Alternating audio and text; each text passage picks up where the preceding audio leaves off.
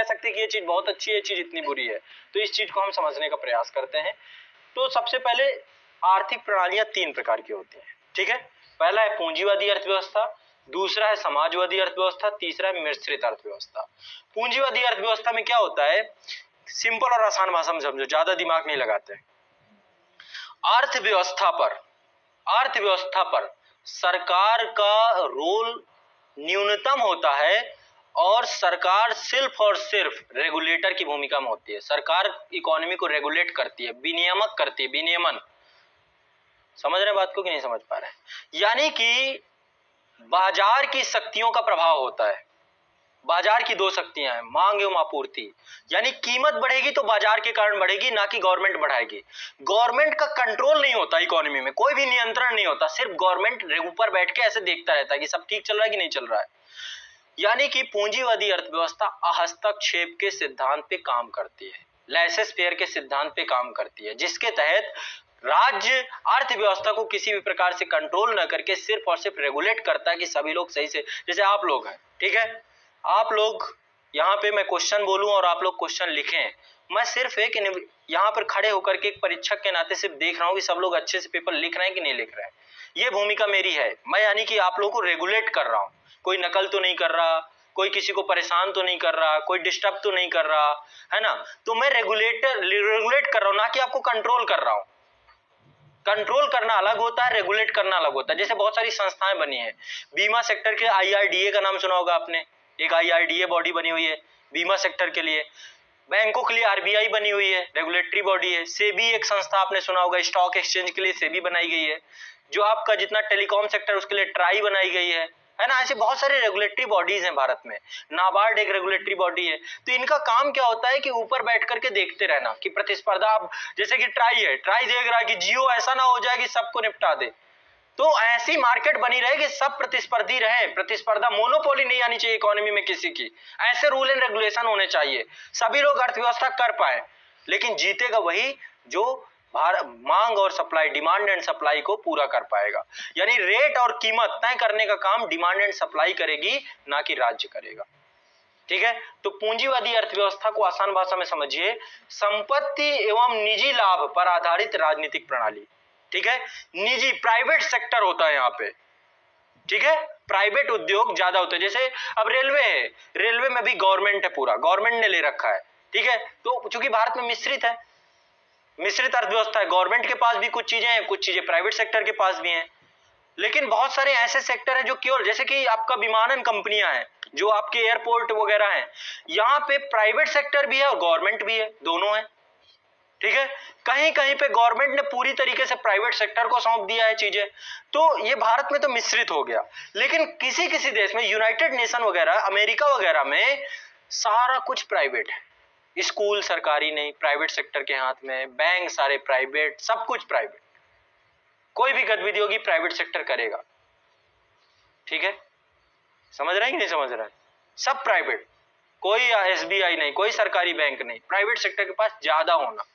इसे 2-3 चीजें हैं। पहली चीज तो एक प्रतिस्पर्धा का वातावरण बनता है। जब प्राइवेट सेक्टर आता है तो वो प्रतिस्पर्धा, कंपटीशन क्रिएट कर देता है, लेकिन उपभोक्ता के हित को ध्यान में रखता है। लेकिन एक चीज और है, उपभोक्ता का शोषण भी होता है प्राइवेट सेक्टर के द्वारा, बड़े स्तर का।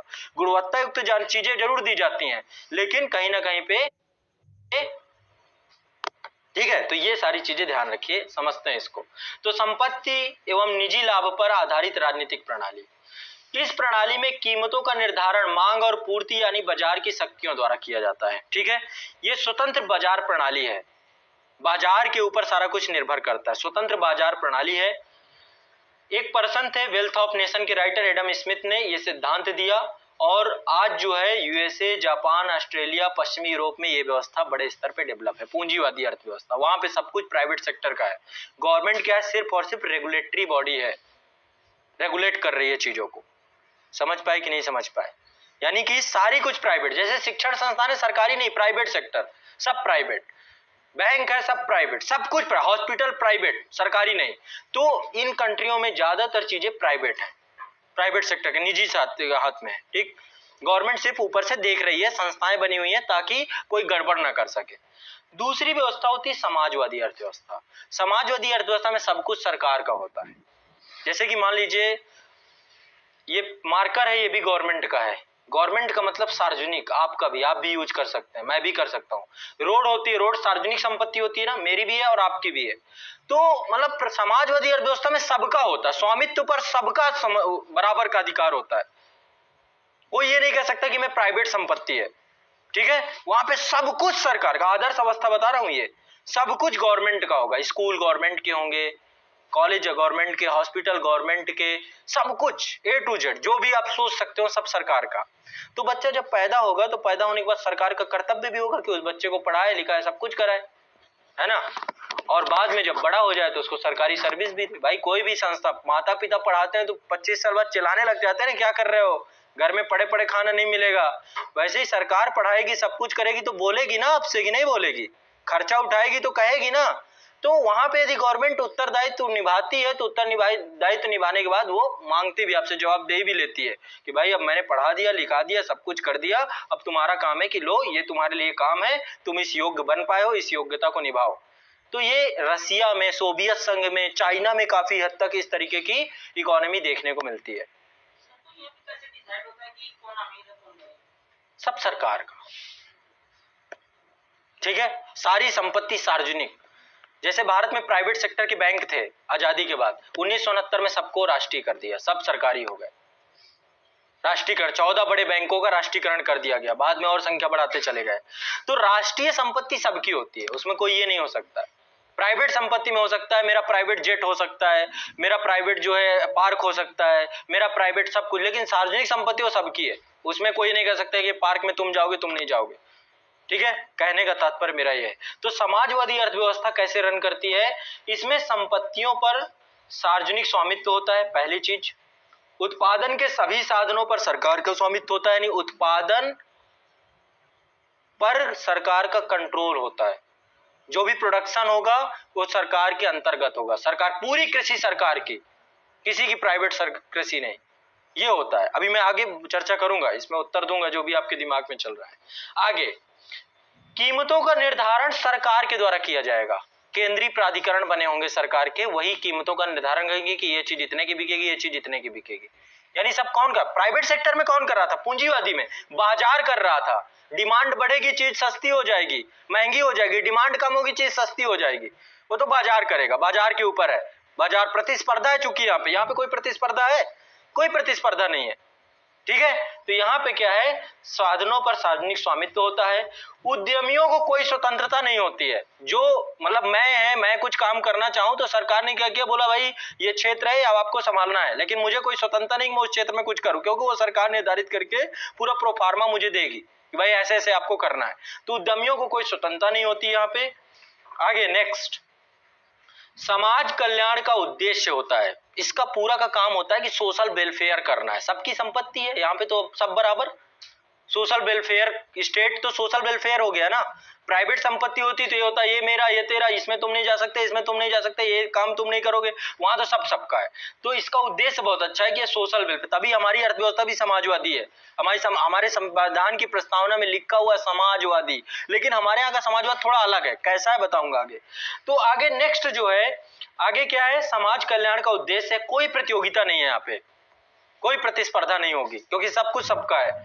इसके बाद उपभोक्ता प्रभुसत्ता की अनुपस्थिति होती है, यहाँ पे उपभोक्ता प्रभुसत्ता नहीं होती है। संसाधनों का इष्टतम उपयोग होता है, संसाधनों का ज्यादातर उपयोग होता है यहाँ पे।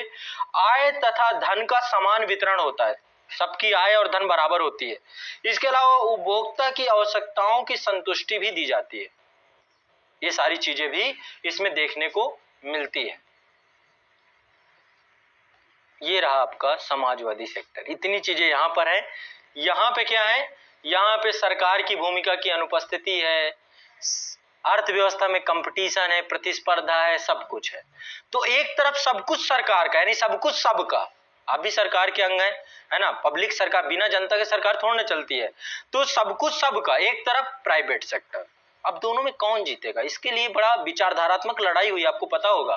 द्वितीय विश्व युद्ध के बाद पूरा विश्व जो है दो धड़ों में बट गया, एक साम्यवादी अर्थव्यवस्था यानी यूएसएसआर के साथ, दूसरा यूएस के साथ, ठीक है। लेकिन जब भारत आजाद हुआ तो हमारा नंबर आया कि अब हम क्या करें, हम किस प्रकार की इकोनॉमिक सिस्टम को डेवलप करें। उद्देश्य हमारा यह था कि सबके पास पैसा हो, सबके पास बराबरी के अधिकार हो, सबके पास संपत्ति हो, साझी संपत्ति हो, हम ये उद्देश्य रख रहे थे। तो हमने अपने संविधान में उद्देश्य लिख दिया समाजवादी। हमारा उद्देश्य है, क्योंकि इसका उद्देश्य बड़ा अच्छा लग रहा है समाजवादी अर्थव्यवस्था का। लेकिन ये बताइए, सरकार सब कुछ कर पाएगी? सरकार की हिम्मत है कि सबको पढ़ाई दे पाए, सरकार सबको स्वास्थ्य दे पाए? यहाँ सब कुछ प्रशासन के हाथ में ही है, प्रशासन को ही सब कुछ संभालना है, और प्रशासन थोड़ा भी करप्ट निकला तो सब गड़बड़। समाजवादी अर्थव्यवस्थाएं आज जो पूंजीवादी अर्थव्यवस्था की ओर भाग इसलिए रही हैं क्योंकि वहां पे प्रशासन ने उनका साथ छोड़ दिया। यही सब कुछ करना सरकारी आदमी को है। सरकारी आदमी कितना काम करता है सब जानते हैं। लोक प्रशासन, पूरा पब्लिक एडमिनिस्ट्रेशन यहाँ का बर्बाद हो जाता है। तो कहीं ना कहीं पे समाजवादी अर्थव्यवस्था के बहुत सारी हानियां हैं। हानियां क्या क्या है यहाँ पे? पहली बात, सबसे पहली हानि है कि लागत की गलत गणना हो जाती है। भाई लोगों को वेलफेयर करना है, चीज महंगी भी हुई तो भी सस्ती में बिक रही है, क्योंकि डिमांड एंड सप्लाई तो है नहीं, तो कोई चीज जा रही है बस एक ही रेट में जा रही है। यहाँ पे क्या हो रहा है, प्राइवेट सेक्टर में चीज कम है तो महंगी हो गई, उसकी वैल्यू बढ़ गई, चीज का ज्यादा है तो वैल्यू घट गई। तो ये यहाँ पे लागत की गलत गणना होती किसी भी चीज की। तानाशाही प्रणाली है एक प्रकार की, सरकार बैठी है और अपने हिसाब से चला रही है, उसको कोई लेना देना नहीं किसी चीज से। सोशलिस्ट सिस्टम की बात कर रहा हूं। इसके अलावा और क्या है, सरकार के हाथों में शक्ति का केंद्रीकरण हो जाता है, सरकार ज्यादा पावरफुल हो जाती है। तो ये दोनों सिस्टम आपने देखे। पहला था पूंजीवादी अर्थव्यवस्था जिसमें प्राइवेट सेक्टर के हाथ में सब कुछ होता है। दूसरा था, अब हमारे पास जब आजाद हुए तो हमारे पास विकल्प था कि भाई सब कुछ सरकार को सौंप दें, लेकिन सरकार के पास था क्या? क्या था बताइए? विभाजन अलग हो गया था। जैसे विवाह होने के बाद होता है ना कि घर पे बंटवारा हो जाता है, जैसे विवाह हुआ घर पे हो गया बंटवारा, एक भाई को कर्जा मिला, दूसरा भाई माला माल। तो भारत ऐसा देश था, आजादी के बाद हमें कुछ क्या मिला? कुछ नहीं मिला, कर्जे में थे, पाकिस्तान तक को कुछ लाख रुपए देने थे, है ना? ये कंडीशन थी देश की, नवजात अर्थव्यवस्था थी, कुछ नहीं था हमारे पास। तो भारत को ये था कि भाई हम अकेले कम, सरकार ने हाथ खड़े कर दिए कि मैं इतने बड़े देश को कैसे चलाऊंगा। तो सरकार ने क्या किया कि एक ऐसे इकोनॉमिक सिस्टम को डेवलप किया जिसमें दोनों मिलकर काम कर सके, ठीक है, समाजवादी भी और पूंजीवादी भी। तो हमारे यहाँ पे आ गई मिश्रित अर्थव्यवस्था, जहां पे दोनों अर्थव्यवस्थाओं का मिश्रण हो गया। प्राइवेट सेक्टर भी स्कूल खोले, सरकार भी खोलेगी। सरकार सस्ता रखेगी, 1 रुपए का पर्चा कटवाइए, अस्पताल में जाइए, आपके पास 1 करोड़ है तो वेदांता में जाइए, ठीक है। तो दोनों सिस्टम है यहाँ पे। आपके पास पैसा है तो प्राइवेट सेक्टर का आनंद लीजिए, पैसा नहीं है तो एयर इंडिया में उड़िए। हर चीज है यहाँ पे, पैसेंजर ट्रेन भी चल रही है, राजधानी भी चल रही है, गरीब रथ भी चल रही है। एसी का मजा लेना है तो सस्ते में भी और बाकी अच्छे में भी। तो भारत में क्या है ना कि चीजों को ऐसा डेवलप किया गया ताकि गवर्नमेंट ज्यादा अच्छा काम कर सके। शुरुआती देखो 1991 से पहले तो भारत सरकार ज्यादातर जितने भी सेक्टर थे सब अपने पास ही रखे हुए थे, अपने जेब में भर ली, सारे नहीं देंगे। जितने महत्वपूर्ण होंगे सब जेब में भरे रहते थे, वित्त मंत्री घूम रहे होते थे, बड़े बड़े सेक्टर हम करेंगे, बड़ा गुरूर था। लेकिन 1991 में इकोनॉमी चौपट हो गई। 1991 में बैलेंस ऑफ पेमेंट आ गया, है ना, भुगतान संतुलन। 7 दिनों के लिए भी पैसा नहीं बचा कि पेट्रोल खरीद लें, कुछ कर लें। पेट्रोल देश की अर्थव्यवस्था का रक्त होता है, ब्लड। जैसे हमारी बॉडी में ब्लड चल रहा है ना, वैसे भारत और किसी भी देश की इकोनॉमी के लिए पेट्रोल बहुत इंपॉर्टेंट चीज है। मान लो 1 मिनट के लिए पूरे विश्व से पेट्रोल खत्म हो जाए, थाइनोस आए पेट्रोल ले जाए, तो पेट्रोल जाने के बाद आप खुद सोचो क्या होगा। सारी गाड़ियां खड़ी हैं रोड में, है ना, जो सामान आपने मंगाया था वहीं फंस गया, अमेजॉन का आ ही नहीं रहा, कहां भैया गाड़ी चल नहीं रही। तो अर्थव्यवस्था का ब्लड है, जो अर्थव्यवस्था भाग रही है ना पटरियों में, ये पेट्रोल के कारण भाग रही है। तो 1991 में ये कंडीशन आ गई कि ऊर्जा के संसाधन खत्म, भारत में पैसा ही नहीं था कि हम खरीद पाए। गल्फ वार चालू हो गया, अमेरिका ने नाटो देशों के साथ ईरान पे आक्रमण कर दिया, इराक पे। इराक से पेट्रोल जो ज्यादा स्तर पे आता था वो बंद हो गया। मलेशिया के पास अब देखो प्रतिबंध लग गया इराक के ऊपर, या गल्फ वाले कंट्री आसपास देशों में उत्पादन बंद हो गया। तो पेट्रोल की कीमत घटेगी कि बढ़ेगी? बढ़ेगी। क्यों? उत्पादन कम है, डिमांड ज्यादा है, डिमांड ज्यादा, सप्लाई कम हो गई, तो उस चीज की कीमत और बढ़ गई। तो जो पैसा था वो भी रहे। उस समय के पाकिस्तान थे हम, ठीक है, जो आज पाकिस्तान की स्थिति है। बड़ा मुझे खुशी हुई, कल इमरान